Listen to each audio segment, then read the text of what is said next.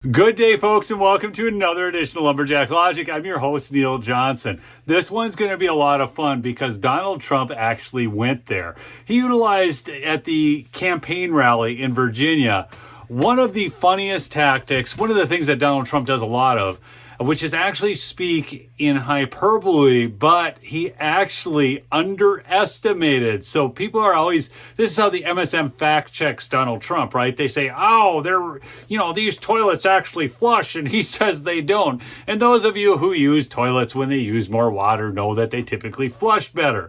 Well, now we have a situation where he calls into account Nathan Wade and Fani Willis from stage, and he talks about him and Melania. Yes, he went there. He made a comparison between Fani Willis and Melania Trump. This is wild. But I do need to mention really quickly, I had Mike Lindell on the show. You've got to see that interview. But one quick thing for you on there. He talked about the Percale bed sheets, and he got the price off by $10. The king sheets are $39.98, not $29.98. But that is still, people, $20 cheaper than you can get with any other influencer right now for the king size sheets. The queens are a great deal as well. The big box stores ordered them, then canceled the order. That's why he's got an overstock. But for my audience, not only can you get that amazing deal, but you can also get free shipping on your entire order of anything at mypillow.com using promo code Lumberjack right now. So now on to the Trump rally in Virginia. Look, I was indicted by Fani in Georgia. Fani. How did that work out? And her lover, Nathan Wade.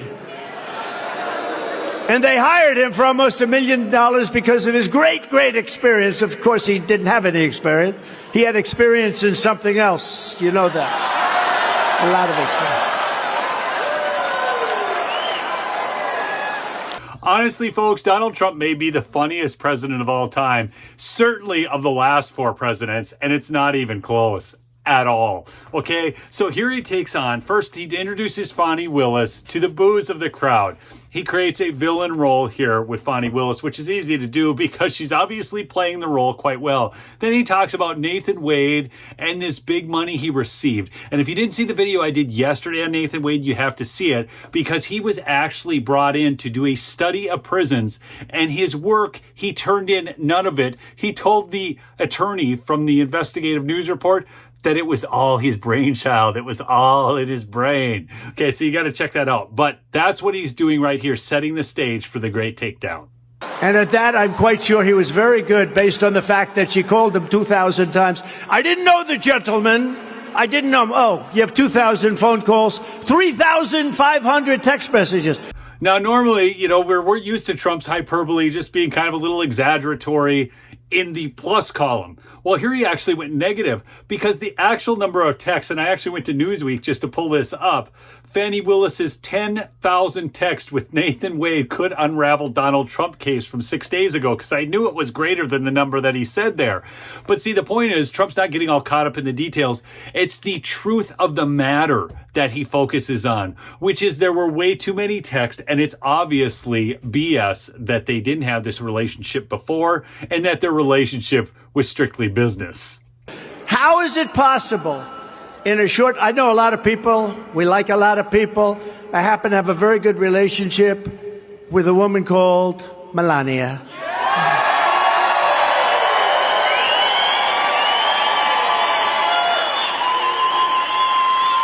But I would venture to say in all the years that I've known her, I might not have called her 2,500 times. I know I didn't send 3,500 text messages. And they did this in a very... So there you go again with Trump being generous to Nathan Wade and Fani Willis, saying only 3,500 when again the number was over 10,000. I'm sure the media fact checkers will be all over that. Of course they won't, because then it would actually show more complicit behavior between Fani Willis and Nathan Wade. But I think if it's not Trump speaking himself, it's comedians who bring up some of the highlights of Trump's presidency. And I'm going to outro with this. Remember, subscribe if you're new. This is hilarious. And just, this brings you back to a time when we had American strength. Watch this clip, this comedian impersonating Donald Trump. Abu Bakr al-Baghdadi is dead. He died like a dog.